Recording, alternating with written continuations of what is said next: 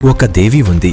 ఆమె యుద్ధరంగంలో అడుగు పెడితే దేవతలకే ధైర్యం వచ్చేది, రాక్షసుల గుండెల్లో భయం పుట్టేది. కాని ఆశ్చర్యమేంటంటే ఈమె తల్లి గర్భం నుంచి పుట్టలేదు, ఒక దేవుడి దివ్యశక్తి నుంచి అవతరించింది. అసలు ఎవరి వారాహిదేవి, ఎందుకు ఆమెను దేవతల సేనాధిపతి అంటారు? ఈ వీడియోలో తెలుసుకుందాం. యుగాల క్రితం హిరణ్యాక్షుడు అనే రాక్షసుడు భూమినే సముద్ర గర్భంలో దాచేశాడు. దేవతల ప్రార్థనతో శ్రీ మహావిష్ణువు వరాహావతారం ధరించి హిరణ్యాక్షుడిని సంహరించి తన దివ్య కోరల పై భూమాతను మళ్లీ తన స్థానంలో ప్రతిష్ఠించాడు. కాని ఆ మహాయుద్ధంలో వెలువడిన వరాహుని దివ్యశక్తి విశ్వంలో కలిసిపోలేదు. అది ఉగ్ర స్త్రీశక్తిగా అవతరించింది. ఆమెనే వారాహిదేవి. వరాహముఖం, 8 చేతుల్లో దివ్యాయుధాలు, అగ్నిలా మెరిసే నేత్రాలు. ఆమె రూపాన్ని చూసిన దేవతలే తలవంచారంటారు. అయితే వారాహి అవతారం తీసుకున్న అసలు కారణం ఇంకా ముందుంది. కొన్ని యుగాల తర్వాత శుంభుడు, నిశుంభుడు, రక్తబీజుడు 3 లోకాలను వణికించడం ప్రారంభించారు. దేవతలందరూ ఓడిపోయి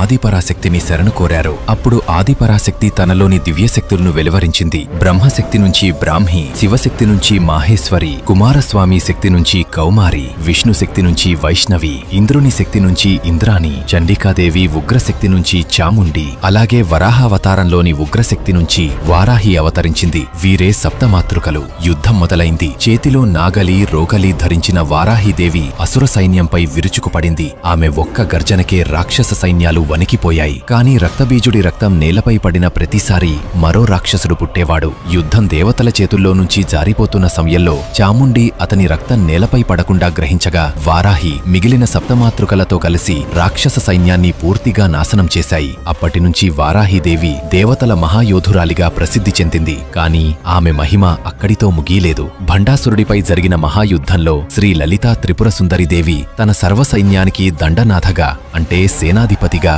వారాహిదేవిని నియమించింది. లక్షలాది శక్తి సైన్యాలకు నాయకత్వం వహిస్తూ లలితాదేవి విజయానికి ప్రధాన కారణంగా నిలిచింది. అందుకే లలితోపాఖ్యానంలో వారాహిదేవికి అత్యున్నత స్థానం లభించింది. ఇంకా ఆశ్చర్యకరమైన విషయం ఏంటంటే ఈ అమ్మవారిని ఎక్కువగా రాత్రివేళల్లోనే ఆరాధిస్తారు. శాక్త తాంత్రిక సంప్రదాయాల ప్రకారం రాత్రి సమయంలో వారాహి ఉపాసన చేస్తే భయం తొలగి ధైర్యం, జ్ఞానం, అంతర్గత శక్తి మేల్కొంటాయని విశ్వాసం. అందుకే వారణాసి వంటి పవిత్ర క్షేత్రాల్లో ఈ రోజుకి వారాహి అమ్మవారి దర్శనం రాత్రివేళల్లోనే లభిస్తుంది. భక్తుల నమ్మకం ప్రకారం వారాహి అమ్మవారిని భక్తితో ఆరాధిస్తే శత్రుభయం తొలగుతుంది, అడ్డంకులు తొలగిపోతాయి, ధైర్యం, జ్ఞానం, విజయాలు సిద్ధిస్తాయి. అందుకే ఈ రోజు కూడా కోట్లాది మంది భక్తులు వారాహి మాతను మహాశక్తిగా ఆరాధిస్తున్నారు. జై వారాహి మాత.